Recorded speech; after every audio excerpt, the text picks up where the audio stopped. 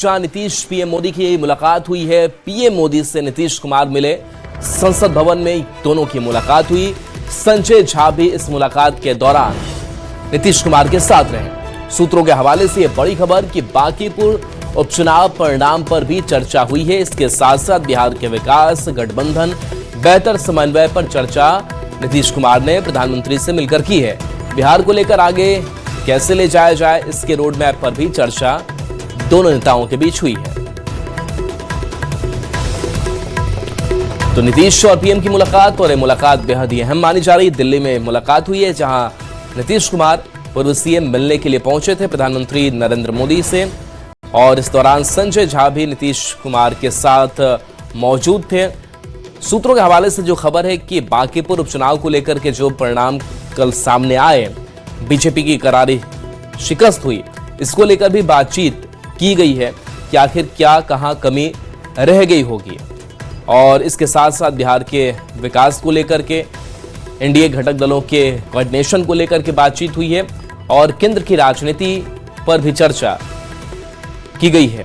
तो अब चूंकि राज्यसभा के सदस्य हैं नीतीश कुमार, केंद्र की राजनीति के हिस्सेदार हैं, तो ऐसे में उस मसले पर भी बातचीत राष्ट्रीय स्तर पर हुई है। लेकिन साथ साथ बिहार को लेकर भी बातचीत हुई है। अमितेश हमारे साथ फोन लाइन पर है, न्यूज 18 संवाददाता। अमितेश, नीतीश कुमार और पीएम मोदी की मुलाकात, क्या बांकीपुर उपचुनाव परिणाम को लेकर भी कुछ चर्चाएं हुई हैं? क्या हुआ, नहीं हुआ? जी हाँ, बिल्कुल बेहद महत्वपूर्ण मुलाकात हुई है। कल ही बांकीपुर का उपचुनाव का परिणाम आया, जहां पर बीजेपी की हार हुई, प्रशांत किशोर की जीत हुई है। और उसके अगले ही दिन बिहार के पूर्व मुख्यमंत्री और जेडीयू के राष्ट्रीय अध्यक्ष नीतीश कुमार की मुलाकात हुई प्रधानमंत्री नरेंद्र मोदी से।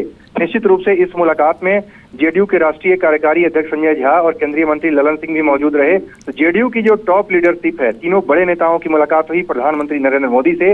लगभग 20 मिनट मुलाकात चली संसद भवन परिसर में। काफी महत्वपूर्ण मुलाकात है। इसमें मौजूदा जो राजनीतिक स्थिति है बिहार की, उस पर चर्चा हुई है। बांकीपुर चुनाव परिणाम पर भी चर्चा हुई है। आगे कैसे बेहतर किया जाए समीक्षा के बाद, उसको लेकर भी बातचीत हुई है। और सरकार की जो पॉलिसी है, सरकार कैसे बिहार में जो काम कर रही है, डबल इंजन की सरकार है इस वक्त, केंद्र में भी बीजेपी सरकार, बिहार में भी एनडीए सरकार है। तो निश्चित रूप से डबल इंजन की सरकार में कैसे बेहतर समन्वय हो, बेहतर काम किया जाए, इन तमाम बिंदुओं पर विस्तृत रूप में चर्चा हुई है। चूंकि कल ही बांकीपुर का परिणाम आया और आज ही ये मुलाकात हुई है, उस संदर्भ में भी इस मुलाकात को काफी अहम माना जा रहा है। और निश्चित रूप से बीजेपी के लिए, एनडीए के लिए एक कॉज ऑफ कंसर्न जरूर है कि बांकीपुर जो उसकी परंपरागत सीट रही है, राष्ट्रीय अध्यक्ष की सीट रही है, वहां उसे हार का सामना करना पड़ा है। तो निश्चित रूप से इसको लेकर के बीजेपी की भी टॉप लीडरशिप काफी गंभीर है। और इस लिहाज से देखा जाए तो आज की मुलाकात बेहद अहम मानी जा रही है। जी चलिए, शुक्रिया अमितेश इस अपडेट के लिए।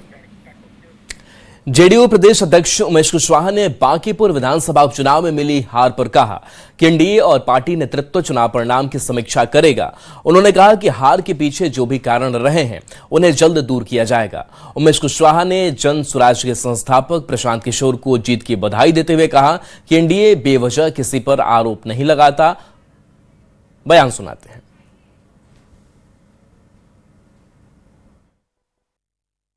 लोकतंत्र में तो हार जीत एक प्रक्रिया है, और चुनाव हम लोग हारे हैं तो उसकी गहन समीक्षा होगी, एनडीए गहन समीक्षा करेगी। लेकिन यह नहीं है कि हम लोग विपक्ष की तरह नहीं है कि हम लोग जो है चुनाव आयोग पर और ईवीएम मशीन पर पिटेरा फोड़े। हम लोग चुनाव का गहन समीक्षा करेंगे कि हमारी कहाँ भूल हुई, कहाँ चूक हुई है, एनडीए उसका समीक्षा करेगी। तो कमी कहाँ देखी? आखिर एनडीए ने कहा था कि 2025 के में जैसे एनडीए की एकजुटता थी, इस बार एकजुटता में कहीं कमी आई क्या? नहीं, एकजुटता में कमी नहीं है, उसकी हम लोग समीक्षा करेंगे। एनडीए के साथी लोग बैठेंगे, समीक्षा करेंगे निश्चित रूप से।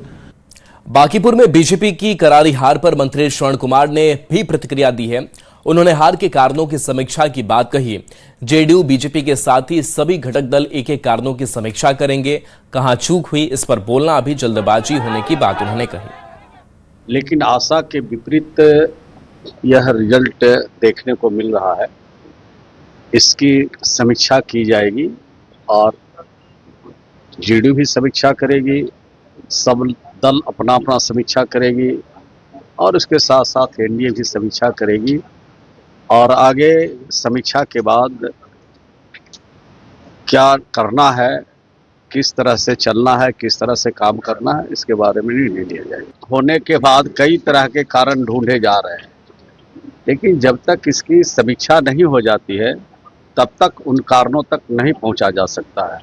तो थोड़ा वक्त लगेगा, और वक्त जब लगेगा तो सही चीज छन के आएगा कि किन कारणों से चुकी है। ऐसे जल्दीबाजी कुछ कहिएगा तो कुछ तो बोल ही देंगे, अब उसका क्यास लोग लगाते रहेंगे, अब आप लोगों का भी कुछ मतलब निकल जाएगा बोलने पर। लेकिन हम लोग एक जवाबदेह व्यक्ति हैं और जवाबदेही के पद पर है, तो कोई बात नाप तौल के बोलना चाहिए और सही बात आपके समक्ष और जनता के बीच में। इधर राष्ट्रीय लोक मोर्चा के अध्यक्ष और राज्यसभा सांसद उपेंद्र कुशवाहा ने भी कहा कि बांकीपुर में एनडीए को मिली हार की समीक्षा की जाएगी। उन्होंने कहा कि चुनाव में हार जीत कोई बड़ी चीज नहीं है, लेकिन थोड़ा चौंकाने वाला परिणाम जरूर रहा है, ऐसे में इसकी समीक्षा होगी। का जो चुनाव परिणाम है उसको आप कैसे देखते हैं? ये थोड़ा अचंभित करने वाला परिणाम है। हार जीत तो डेमोक्रेसी में कोई बड़ी चीज नहीं है, कभी हार कभी जीत होती है। वहाँ की जनता का जो निर्णय हुआ हम सब लोगों के सर आंखों पर है, लेकिन समीक्षा की जरूरत है कि आखिर क्यों ऐसी स्थिति हुई, इस बात की समीक्षा की जरूरत है। बढ़ते आगे, दानापुर के दियारा क्षेत्र के लोगों के लिए आज बड़ी सौगात मिली है। मुख्यमंत्री सम्राट चौधरी नासिरगंज घाट से मुफ्त स्टीमर सेवा की शुरुआत की है। मुख्यमंत्री सम्राट चौधरी ने हरी झंडी दिखाई। इस सेवा से दियारा की 6 पंचायतों के लाखों लोगों को रोजाना नदी पार करने में सुविधा मिलेगी। अब लोगों को छोटी नावों के सहारे जान जोखिम में डालकर सफर नहीं करना पड़ेगा। यह स्टीमर प्रतिदिन दियारा और शहर के बीच हजारों यात्रियों को निःशुल्क लाएगी और ले जाएगी। मुख्यमंत्री दोपहर 12 बजे हरी झंडी दिखाकर शुरुआत की। ये दियारा वासियों के यहाँ 4-5 लाख आबादी है। आबादी को और दियारा वासियों को दर्द को देखते हुए बिहार के यशस्वी जी के मुख्यमंत्री सम्राट चौधरी जी और माननीय विधायक जिसके राम कृपाल जी के सहयोग से आज से जो है फक्कर मोहतन नासिरगंज घाट पर जो है मुख्यमंत्री जी के द्वारा कर कमलों द्वारा हरी झंडी दिखा करके आज से जिसके शुभ आरंभ किया जाएगा। दियारा वासियों के लिए ये बड़ी सौगात है। लोगों में बहुत बड़ी खुशी का उपहार है। बाढ़ के समय में जो है हर समय आंधी तूफान में माँ बहन परिवार दियारा के लोगों के आने में जो परेशानी होती है उससे बहुत बड़ी निजात मिलने वाली है। हमारे देश के प्रधानमंत्री माननीय नरेंद्र मोदी जी। इधर केंद्रीय कपड़ा मंत्री गिरिराज सिंह ने भी बांकीपुर चुनाव नतीजे पर अपनी प्रतिक्रिया दी है। उन्होंने कहा कि जो लोग खुश हो रहे हैं वे भ्रम में ना रहें। 2009 के उपचुनाव में भी नीतीश कुमार के नेतृत्व में एनडीए 17 सीट पर लड़ा था और 12 सीट हार गए थे। तो देखिए, लगातार जो बांकीपुर उपचुनाव को लेकर के प्रतिक्रियाएं हैं वो सामने आ रही है और गिरिराज सिंह ने ये बयान दिया। इसके साथ बात करते हैं, एक बार फिर से छात्र संगठन आज सड़क पर है। छात्रों पर गोली चलाने के विरोध में घायल छात्रों को मुआवजा देने की मांग को लेकर और नई शिक्षा नीति के विरोध में छात्र संगठन सड़कों पर है। काफी संख्या में छात्र गांधी मैदान में जमा हुए। वहीं छात्रों के प्रदर्शन को शांतिपूर्ण ढंग से कराने के लिए काफी संख्या में पुलिस भी मौजूद है। जेपी गोलंबर पहुंचे छात्रों को पुलिस ने रोका। पुलिस के साथ छात्रों की हुई नोकझोंक। ज्यादा जानकारी दे रहे हैं न्यूज 18 संवाददाता धर्मेंद्र कुमार। एक बार फिर से आज छात्र संगठन सड़कों पर है। छात्रों पर जो गोलियां चली थी, छात्रों जो घायल हुए थे, उनके मुआवजे की मांग को लेकर कई छात्र संगठनों के द्वारा आज फिर से सड़कों पर उतर के प्रदर्शन किया गया। मुख्यमंत्री का घेराव भी किया जाएगा। मांग सिर्फ इतनी है कि छात्रों पर गोलियां क्यों चली और जो छात्र घायल है उन्हें मुआवजा क्यों नहीं मिला, जो दोषी पुलिसकर्मी हैं उन पर कार्रवाई क्यों नहीं हुई। तमाम मांगों को लेकर आज से सड़क पर छात्र हैं। कई संगठन है, आयसा, एआईएसएफ और तमाम जितने छात्र संगठन है, एक साथ सबका संघर्ष है। तमाम छात्र संगठन सड़कों पर है। हम उनसे बातें करेंगे। आखिर सड़कों पर उतरने की नौबत क्यों आ गई? फिर क्यों? जिस तरीके से ये तानाशाही सरकार हमारे कलम और किताबों पे जो खतरा पैदा की है, पिछले दिनों हमने इनको झुकाने का काम किया, लेकिन ये अपने काम से बाज नहीं आ रहे हैं। जिस तरीके से पूरे बिहार के अंदर स्कूलों का भगवाकरण किया जा रहा है, जिस तरीके से प्रदर्शन में गोलियां चली, उन पे कार्रवाई पूरी तरीके से नहीं हुई, गोली खाने वालों को मुआवजा नहीं मिला, और जिस तरीके से कॉलेज कैंपस के अंदर शैक्षणिक व्यवस्था पे जो न्यू एजुकेशन पॉलिसी लाकर जो शिक्षा चरमरा गया है, उसके खिलाफ आज हम फिर से सड़क पर आए हैं। क्यों नौबत क्यों बार बार सड़कों पे छात्रों को जाना पड़ता है? क्योंकि ये सरकार तानाशाही पर उतर चुकी है। कहीं से जंतर मंतर सेल हो, चाहे बिहार में, चाहे AK-47 से छात्रों पर वार किया जा रहा है। सरकार भूल चुकी है कि युवाओं और छात्रों की भविष्य पे बात कम करके और छात्रों के ऊपर में डंडा और गोलियां बसौर करने की बात कर रही है। आज विधानसभा मार्च घेराव तक जाएंगे। आए सरकार जितने पुलिसिया प्रशासन को, जब ये सरकार डरती है, हमेशा पुलिस को आए काम करने का काम करती है। कई संगठन हैं जिनके छात्र यहाँ पर पहुंचे हुए हैं और मांग सिर्फ इतनी है कि जो दोषी अधिकारी हैं उन पर कार्रवाई हो, जो घायल हैं उन्हें मुआवजा मिले, और इसको लेकर आज ये लोग सड़कों पर उतरे हैं। न्यूज़ 18 के लिए पटना से धर्मेंद्र कुमार। बड़ी खबर रोहतास के डेहरी से है, जहां इंद्रपुरी के सोन बराज में पानी की तेज धार में सेल्फी लेने के चक्कर में 3 दोस्त मझधार में फंस गए। 3 युवकों को बराज के तेज रफ्तार पानी में फंसे देखकर आसपास के लोग जमा हो गए और उन्हें बचाने की कोशिश करने लगे। लोगों के पास जो भी मिला, गमछा, चादर, दुपट्टा बांधकर रस्सी बनाया, उसे फेंककर युवकों को पकड़ाया गया। इसके बाद धीरे धीरे युवकों को उसी के सहारे पानी से बाहर खींचा गया, लेकिन इस चक्कर में एक युवक पानी की तेज धार में बह गया, जिसे काफी दूर जाकर बाहर निकाला गया। अच्छी बात यह रही कि लोगों की मेहनत से तीनों युवक की जान बच गई। तो देखिए, ये तस्वीर आपको दिखा रहे हैं किस तरीके से लोग अपने कपड़ों के जरिए, गमछों के जरिए, चादर के जरिए रस्सी बनाते हुए दिखाई दे रहे हैं, जिससे इन युवकों को बचाया गया है। न्यूज़ 18 भी आपसे अपील कर रहा है, चूंकि बारिश का मौसम है, बहाव काफी तेज है, बाढ़ की स्थिति कई जगहों पर है, तो ऐसी जगहों पर जाने से बचें, सुरक्षित रहें, सावधान रहें। खबर जमुई से है, जहां सिकंदरा के महादेव सिमरिया स्थित धनेश्वर नाथ शिव मंदिर का एक वीडियो सोशल मीडिया पर तेजी से वायरल हो रहा है। वीडियो में एक युवक बाइक लेकर मंदिर परिसर के अंदर पहुंच जाता है। वह बाइक पर बैठकर बार बार एक्सीलेटर देता है और फिर बाइक आगे बढ़ाते हुए मंदिर की दानपेटी से टकरा जाता है, जिससे दानपेटी क्षतिग्रस्त हो जाती है। घटना के समय मंदिर में श्रद्धालु और पुलिसकर्मी भी मौजूद थे। घटना की जानकारी मिलने के बाद प्रशासन ने मामले की जांच शुरू कर दी है। लोगों के अनुसार युवक पिछले कुछ महीनों से मानसिक रूप से अस्वस्थ बताया जा रहा है।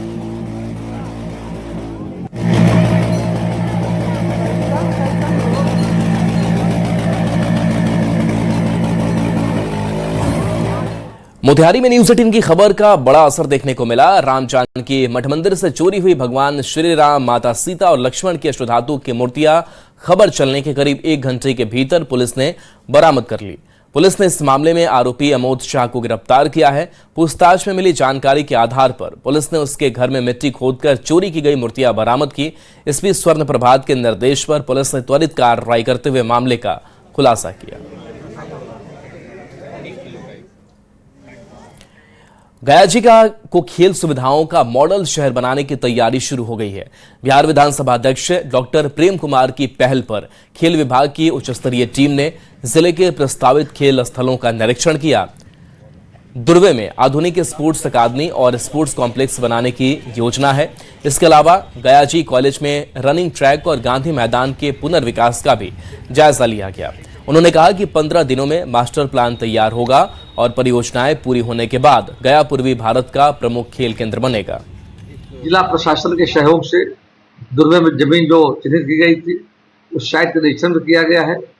दूसरा, जो खेलो इंडिया के तहत गया कॉलेज खेल परिसर जो जहाँ पर पुराना जो स्टेडियम लोग काम चल रहा है, तो वहाँ का प्रस्ताव भारत सरकार में गया हुआ है। और तीसरा, हरिहर सुब्रमण्य स्टेडियम गांधी मैदान गया में जाकर वहाँ भी खेलों को बेहतर तरीके से, नए तरीके से, मतलब काफ़ी पुराना हो गया जाकर के। गांधी मैदान में हाल में हम लोगों ने 6 महीने पहले तालाब का निर्माण कराया है जाकर, तो 15 दिनों के अंदर में एक प्रारूप बन जाएगा और प्रारूप को हम लोग देख लेंगे जाकर। खबर अब कैमूर से है, जहां विश्व प्रसिद्ध मां मुंडेश्वरी धाम में हेलीकॉप्टर टूरिज्म सेवा की शुरुआत हो गई है। आज से पहली बार हेलीकॉप्टर से श्रद्धालु मंदिर पहुंचे और मां मुंडेश्वरी के दर्शन किए। मुख्यमंत्री सम्राट चौधरी की घोषणा के बाद शुरू हुई इस सेवा से स्थानीय लोगों में उत्साह है। पटना से करीब 6,000 रुपए में ऑनलाइन बुकिंग के जरिए श्रद्धालु इस सेवा का लाभ उठा सकते हैं। पर्यटन विभाग का कहना है कि मुंडेश्वरी धाम को विश्व स्तरीय पर्यटन स्थल के रूप में विकसित किया जाएगा और भविष्य में इसे यूनेस्को की सूची में शामिल कराने की दिशा में भी प्रयास किए जाएंगे। मां मुंडेश्वरी मंदिर के परिसर में हम लोग आए हैं। इसकी कई उद्देश्य हैं। एक सबसे महत्वपूर्ण उद्देश्य यह है कि मां मुंडेश्वरी मंदिर के परिसर में बहुत सैकड़ों वर्षों से उसके भग्नावशेष अगल बगल में बिखरे हुए हैं, उनको सजाकर और किस तरह से मंदिर के अगल बगल में उसको मैक्सिमम यूज किया जा सकता है। मां मुंडेश्वरी धाम धर्मशाला में आप मेरे पीछे तस्वीरों में देख सकते हैं, यह मां मुंडेश्वरी धाम का धर्मशाला है और यहीं मुख्यमंत्री बिहार हेली टूरिज्म एवं एयर टूरिज्म सेवा योजना की आज शुभारंभ है। आज पहली बार कैमूर की धरती पे, माता मुंडेश्वरी की धरती पर हेलीकॉप्टर उतरा है। इस हेलीकॉप्टर में पटना से यात्री आए हैं और पटना टू कैमूर मुंडेश्वरी जो एक पर पर्सन का जो किराया है लगभग 6,000 रुपये है। आप पटना से इसमें हेलीकॉप्टर में बैठेंगे और मुंडेश्वरी आधे घंटे 1 घंटे जो भी समय लगता हो आप यहाँ पहुँच जाएंगे और यहाँ से टूरिज्म विभाग की जो गाड़ी है आपको पिक करेगी और यहाँ से सीधा मां मुंडेश्वरी धाम ले जाके दर्शन कराएगी। बात करें मुख्यमंत्री बनने के बाद कैमूर की धरती पर पहली बार सम्राट चौधरी आए थे, उन्होंने ही इस योजना का उद्घाटन एवं शिलान्यास किया था। उस वक्त उन्होंने कहा था कि हम लोग बहुत जल्द मां मुंडेश्वरी धाम को एक अच्छी कनेक्टिविटी देने के लिए हेली टूरिज्म का जो है बिहार हेली टूरिज्म और एयर टूरिज्म सेवा का योजना का शुभारंभ करेंगे। ऐसा जो टूरिज्म का जो व्यवस्था है, कहीं न केदारनाथ हो या वैष्णो देवी हो, और तीसरा उसके बाद बिहार में पटना टू गया, पटना टू सासाराम, पटना टू मुंडेश्वरी ही व्यवस्था की गई है। ऐसे में कहीं ना कहीं माता मुंडेश्वरी मंदिर को काफ़ी जो टूरिस्ट जो आएंगे उससे कहीं ना कहीं सहूलियत होगी और भी लोगों की जो आना चाहेंगे उन्हें कहीं ना कहीं आसानी होगी। फिलहाल कैमूर से न्यूज़ 18 के लिए अभिनव सिंह। भारत नेपाल सीमा के रक्सौल भिलाही घोड़ा सहन नहर की बांध टूटने से सड़क बाढ़ के पानी के दबाव के कारण टूट गई है। वहीं सड़क टूट जाने से पूर्वी और पश्चिमी चंपारण जिला का संपर्क टूट गया है। घटना जयमंगलपुर के पास की है, जहां पर नहर का पानी खेतों में जा घुसा और तकरीबन 200 बीघा जमीन में लगे धान और मक्के के फसल पूरी तरीके से जलमग्न हो गए। सर्विस रोड टूट गया, आज हजारों लोग के रास्ता बंद हो गया। आज पूरे एरिया का जो भी जयमंगलापुर सिसवा का जो भी अगल बगल का सभी जो इतनी नुकसान हो गया, सब जो अभी इतना मेहनत लोग करके खाद बीज लगा कर जो किया था, इससे जल्द के जल्द सिंचाई विभाग के ऐसी इस पर मंत्री से आदेश लेकर जल्दी के जल्द आज के आज इस पर तत्काल इसको रोका जाए, बंद किया जाए। चलो कि कैसे मतलब टूट गई? हम लोग यहाँ से आए हैं, बाहर से देखे लोग 12:30 के करीब में टूटा ही नहर। उसके बाद देखे लोग तो 8-10 में टूटा था नहर, और सुबह आए लोग तो अभी टूटा है दुगुना 25-30। दिल्ली से बड़ी खबर, जहां नीतीश पीएम मोदी की मुलाकात हुई है। पीएम मोदी से नीतीश कुमार मिले हैं। ये तस्वीर आपको दिखा रहे हैं, मुलाकात के दौरान की तस्वीर है, जहां पर प्रधानमंत्री नरेंद्र मोदी और ठीक उनके बगल में नीतीश कुमार है और नीतीश कुमार के बगल में जेडीयू के राष्ट्रीय कार्यकारी अध्यक्ष संजय झा और इसके साथ साथ केंद्रीय मंत्री ललन सिंह भी नजर आ रहे हैं। तो जेडीयू का जो शीर्ष नेतृत्व है, शीर्ष नेता है, वो मुलाकात करते हुए नजर आ रहे प्रधानमंत्री नरेंद्र मोदी से। सूत्रों के हवाले से खबर है कि बांकीपुर उपचुनाव परिणाम पर भी बातचीत हुई है कि आखिर कहां क्या कमी रह गई। इसके साथ साथ केंद्र की राजनीति पर भी महत्वपूर्ण बातचीत हुई है। और देखिए, नेता प्रतिपक्ष तेजस्वी यादव प्रेस कॉन्फ्रेंस कर रहे हैं, सीधे लिए चलते हैं। कार्य ज्यादा हो तो वो ड्राइवर तो फिर मुख्यमंत्री की भी हत्या कर सकता, या मेरा भी ड्राइवर। ये तो कोई बात नहीं, ये कोई लॉजिक नजर नहीं आ रहा कि केवल इस कारण, क्योंकि आप ओवर ड्यूटी कर रहे हैं और आपको छुट्टी नहीं मिल रहा तो आप हत्या कर दीजिएगा। और हमने एक बयान देखा उसी ड्राइवर की धर्मपत्नी का, जहां उस ड्राइवर की धर्मपत्नी पुलिस पे आरोप लगा रही है कि पुलिस के दबाव में आकर मेरे पति जो है इस तरह का बयान जो है दिया है। पत्नी कुछ कह रही है, पति कुछ कह रहे हैं। पति का तो कई बार जो है आप देखिएगा कि बयान बदला है। अब इसमें पहले ड्राइवर बयान देते हैं कि 2 अपाची बाइक से हमलावर आए, दूसरा बयान था कि 1 अपाची बाइक से एक हमलावर आया, तीसरा बयान में खुद ही कहते हैं कि हम ही जो है हत्या जो है किए हैं। लेकिन सवाल ये खड़ा होता है, जहां परिवार के लोग जब सवाल उठा रहे हैं कि इसमें लगातार जो विधायक सोनू सिंह जो थे वो फोन करके 50 लाख 25 लाख हमेशा हर दिन रंगदारी मांगा करते थे, उनको बुलाते थे, मुलाकात भी करते थे, और विधायक ने जो है साजिश रच के जो है हत्या करवाने का काम किया। इस एंगल से पुलिस क्यों नहीं देख रही है? जब भी कोई इन्वेस्टिगेशन होता है। चलिए बढ़ते आगे, खबर अब शेखपुरा से है, जहां डीएम शेखर आनंद ने सुबह साइकिल से बरबीघा, मठोकर, दह और आसपास के इलाकों का दौरा कर विकास योजनाओं की जमीनी स्थिति का जायजा लिया। उन्होंने संबंधित अधिकारियों को योजनाओं की गुणवत्ता और समय पर क्रियान्वयन सुनिश्चित करने के लिए निर्देश दिए। डीएम की साइकिल यात्रा को ईंधन बचत और पर्यावरण संरक्षण का सकारात्मक संदेश माना जा रहा है और स्थानीय लोगों ने भी इस पहल की सराहना करते हुए इसे जन जागरूकता बढ़ाने वाला कदम बताया है। जो भी सेवन होता है, किसी भी तरह का नशा का सेवन, वो उसको छोड़े और सक्रिय रूप से समाज में योगदान करे। उसके लिए जरूरी है कि हम लोग एक फिट समाज का निर्माण करें और दोनों इंटरलिंक है। इसके अलावा बहुत सारी योजनाएं चल रही हैं, बहुत सारे स्कीम्स चल रहे हैं जिला में, जिसका डायरेक्ट लिंक है फिटनेस से। तो फिटनेस के मैसेज को लेकर आज हम लोगों ने साइकिलिंग की है और जिला का एक निरीक्षण सा भी हुआ है। यही आज का कार्यक्रम। हम लोगों ने मटोकर, शेखपुरा और बरबीघा जैसे क्षेत्रों का साइकिलिंग से भ्रमण किया। खबर कटिहार से, जहां कोड़ा प्रखंड के रौतारा पंचायत से एक चिंताजनक तस्वीर सामने आई है, जहां बड़ी संख्या में स्कूली बच्चे हर दिन जान जोखिम में डालकर रेलवे ट्रैक पार कर स्कूल जाने को मजबूर है। कई बार ट्रेन खड़ी रहने पर बच्चे उसके सीधे नीचे से निकलकर दूसरी ओर पहुंचते हैं। हालांकि स्टेशन पर फुट ओवर ब्रिज बना है, लेकिन उसकी पहुंच सड़क ठीक नहीं होने और रेलवे फाटक दूर होने से लोग उसका इस्तेमाल नहीं कर पाते। स्थानीय लोगों का कहना है कि रेलवे लाइन के उस पार बड़ी आबादी रहती है, लेकिन वहां प्राथमिक विद्यालय नहीं है। उन्होंने प्रशासन से बच्चों की सुरक्षा को देखते हुए इलाके में स्कूल खोलने और बेहतर रास्ते की व्यवस्था करने की मांग की है।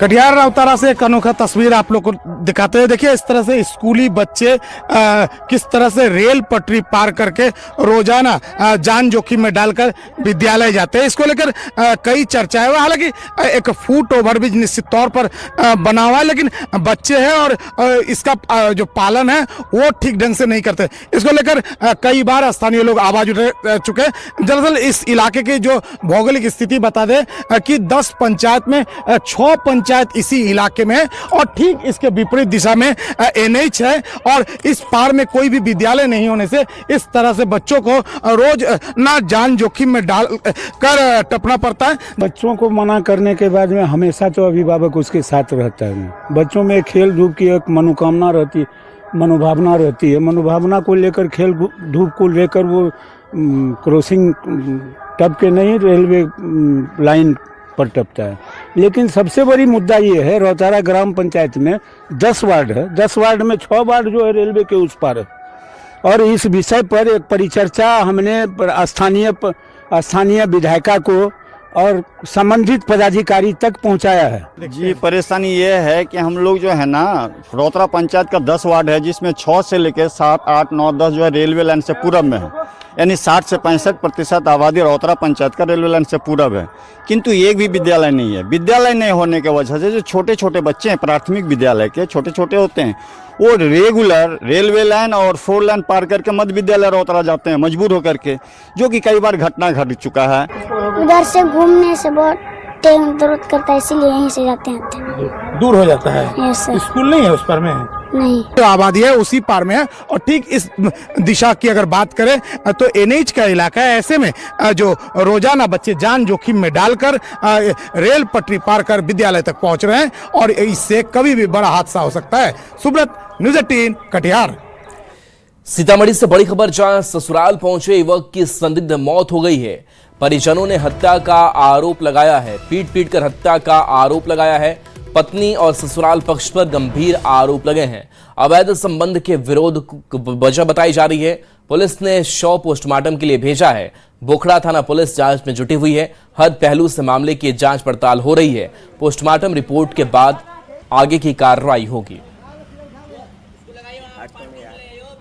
है वो लड़का दिसंबर पट्टी मुजफ्फरपुर हथौड़ी थाना का है और वो ससुराल में 5 दिन से था। बाहर से आया था ना, मतलब दिल्ली उल्ली कहीं रहता था, तो जो बाहर से आया था डायरेक्ट ससुराल में चला गया और ससुराल में चला गया तो आज सुबह में सूचना मिला है कि उसको वहाँ ससुराल वाला उसको मार के जो है ना रोड पे फेंक दिया था। तो फिर वहाँ से सूचना मिला कि बोखरा थाना सदर हॉस्पिटल में पहुँचाया, तो हम लोग यहाँ आए हैं।